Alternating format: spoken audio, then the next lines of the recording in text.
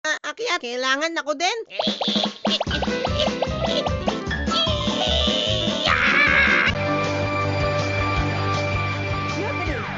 Napakarami talaga ng dahilan kung bakit gusto natin ng bakasyon, di ba? Makakatulog na ako na hindi gumigising ng maaga.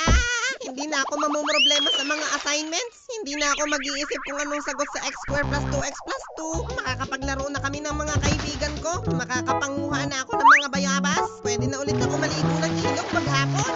Kaso wala nang baon. Pero okay lang kasi wala nang pasok. Magpapalipad ako ng saranggola. Lalalala. Excited na ako magbakasyon. Isa sa pinagkakaabalahan namin noon yung pangunguhan ng mga prutas katulad ng duhat. Ang tawag ng iba dito ay lumboy. Naalala ko noon kami nung pinsan ko na si John, kapag bakasyon ay nandun siya lagi sa amin para manguha ng duhat. Ito yung pinagkakaabalahan namin noon at kahit hindi ako masyadong marunong mangakyat, ipinilit kong pag-aralan para makapanguha ako ng duhat. Pinsan, mag-iingat ka sa pag-akyat. Baka hindi ka pa sanay. Hindi. Pipilitin kong umakyat. Hindi pwedeng ikaw lang ang aakyat. Kailangan ako din.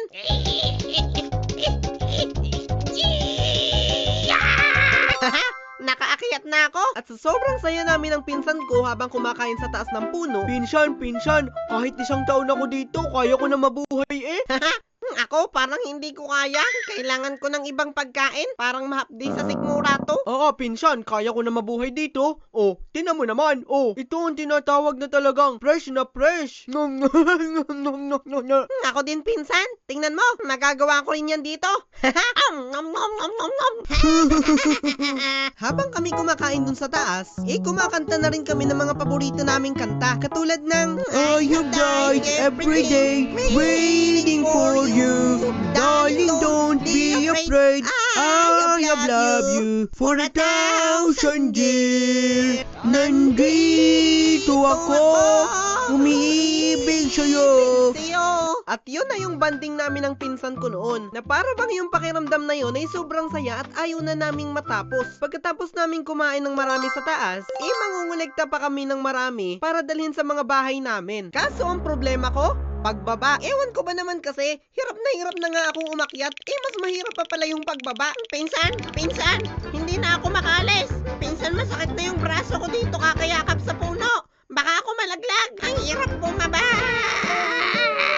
Pinsan, apak mo lang yung paa mo sa kamay ko, dali. Sige, pinsan, sige lang. Aray ko, baka ako mahulog. Ngay sa wakas, muntik na ako doon. At ang gagawin namin sa mga duhat na nakuha namin, ilalagay namin sa bowl, tapos lalagyan namin ng asin. At grabe, para kang kumakain ng grapes. Ang dami na nating nakuha, at ang dami na rin nating nakain. Oo nga, pinsan. Pero naisip ko, bakit kaya walang candy na duhat flavor? Hindi rin mawawala noon sa amin ang panguhuli ng gagamba kapag bakasyon. Kasi ito yung time na marami kaming oras para pumunta sa gubat at maghanap ng iba't ibang tatak ng gagamba. Kasi sa likod ng gagamba, may iba't ibang pattern yun at tinatawag namin yun na tatak. Kapag ganitong bilog na puti ang pattern sa likod, tatak 0 ang tawag sa kanya. Kapag ganito naman na may kulay puting guhit sa likod niya, tatak 1 ang tawag, kasi 1. Kapag naman kulay gray, ang tawag sa kanya, abuhan. Kapag kulay red, ang tawag sa kanya, pulahan. Pag pure na black, ang tawag sa kanya, itiman. Kapag naman parang may sword sa likod niya, espada ang tawag namin. At marami pang iba't ibang pattern ng gagamba na may iba't ibang tawag din. May iba't iba ring tawag noon sa gagamba. Itong maliit masyado ang galamay na nakatira sa bahay, putoks bahay ang tawag sa kanya. Ito namang kulay pure white na hugis diamond ang likod, kislig yung tawag sa kanya. Kasi nangingilig daw yung gagamba mo kahit manalo siya sa laban kapag nakagat niya tong kislig na to. Yung gagamba na sobrang laki ng bahay, maliit lang ang galamay, at medyo patilos ang puwet, pusod ang tawag namin sa kanya. Ito namang hugis X ang mga paa, tawag namin sa kanya, Mr. X. Ito namang pabundok ang hugis ng likod, tapos combination siya ng kulay black and red, ang tawag sa kanya, kuba. Ito yung madalas na ipinapakain lang sa mga bida na gagamba, na tinatawag na fighter. Itong fighter na mga gagamba, sila yung lumalaban talaga, at sila yung may iba't ibang tatak sa likod. Isang araw noon, noon bakasyon, nauso ang pagkakaroon ng gagamba. Yung kuya ko, ang dami niyang koleksyon na gagamba, nilalagay niya yun sa posporo at sa ilalim nun may mga kwarto-kwarto. At dahil nga wala akong ganun kasi bata pa ako at hindi pa ako marunong maghanap, itong isa kong kuya, inihanap niya ako. May nakita kaming gagamba noon na gumagapang sa lupa at pinagapang yun ng kuya ko sa kanyang kamay. Nagkagagamba ako ng walang kahirap-hirap at inilaban yun sa gagamba nung isa kong kuya. Tatak espada yung gagamba ng kuya ko at yung sa akin, wala siyang tatak. Nagsimula na ang laban at napaka-intense nun. Sa kabutihang palad, nanalo yung sa akin. Mas maliksi kasi yung akin, tsaka malaki kasi ang tiyan nung sayo eh. Ayun, hindi makatakbo ng ayos. At kapag natatalo yung gagamba ng kalaban, ibibigay niya na sa'yo yung katawan ng gagamba niya at ipapakain yun sa gagamba mo. May pagkain ang gagamba ko. Habang kinakain ng gagamba ko na walang tatak sa likod, yung gagamba ng kuya ko na tatak espada, unti-unti na rin na yung gagamba ko nagiging tatak espada na din. Ala, ang galing.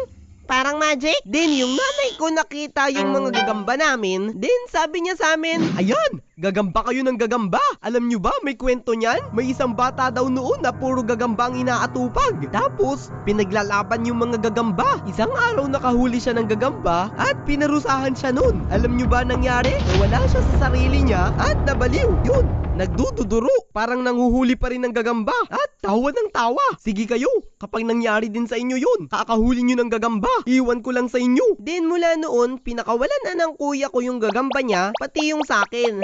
Sayang, ang ganda pa naman nito. Hindi na lang gagamba ang paglalabanin ko.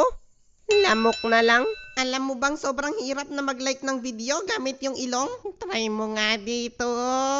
Isa pa sa pinagkakaabalahan namin dati kapag bakasyon, bahay-bahayan. Nung hindi pa ako nag-aaral, yung mga ate ko pag nagbabakasyon sila, meron silang bahay-bahayan noon na ang loob ay punong-puno ng mga bahayan ng lotion, pabango, shampoo, at kung ano-ano pang mga empty containers. At ang ginagawa ko noon, kumukuha ako ng kapirasong dahon, then sasabihin ko, pabili po, pabili akong lotion. At yun lang ang naaalala ko tungkol sa bahay-bahayan namin noon. Pero don't worry kasi may isa pa akong kwento. Yung tatay ko kasi dito sa bukid, meron siyang tanim na mga abaka. At sakto nandun yung isa kong kalaro na itago natin sa pangalang Manny. Kasi siya yung nasa isang kwento natin na nagnakaw ng idea ko ng paggagawa ng pera. Noon kasi nagpuputol ng puno ng abaka yung tatay ko. Kasi ito yung ginagawa para makagawa ng abaka. Tatalupan, hahagutin, then parang buhok na siya. Habang nagpuputol ng abaka yung tatay ko, ang dami din ng mga dahon na nakalapag. Then kinukuha yun ni Manny. Iniisip ko noon, ano kayang gagawin niya dun sa mga dahon? Ngayon lang yata siya nakakita ng mga dahon. Then habang pinapanood ko siya, nakita ko siya na nagbaon ng sanga ng puno sa lupa. Gumawa siya ng 3 nun, tapos sa kanya nilagay yung mga dahon ng abaka at nakagawa siya ng bahay-bahayan. Pumasok siya sa loob at nung makita ko yung loob, wow! Ang ganda! Kinukuveran pa niya yun ng mga extra na dahon at sa halip na tumulong ako, gumawa ako ng sakin.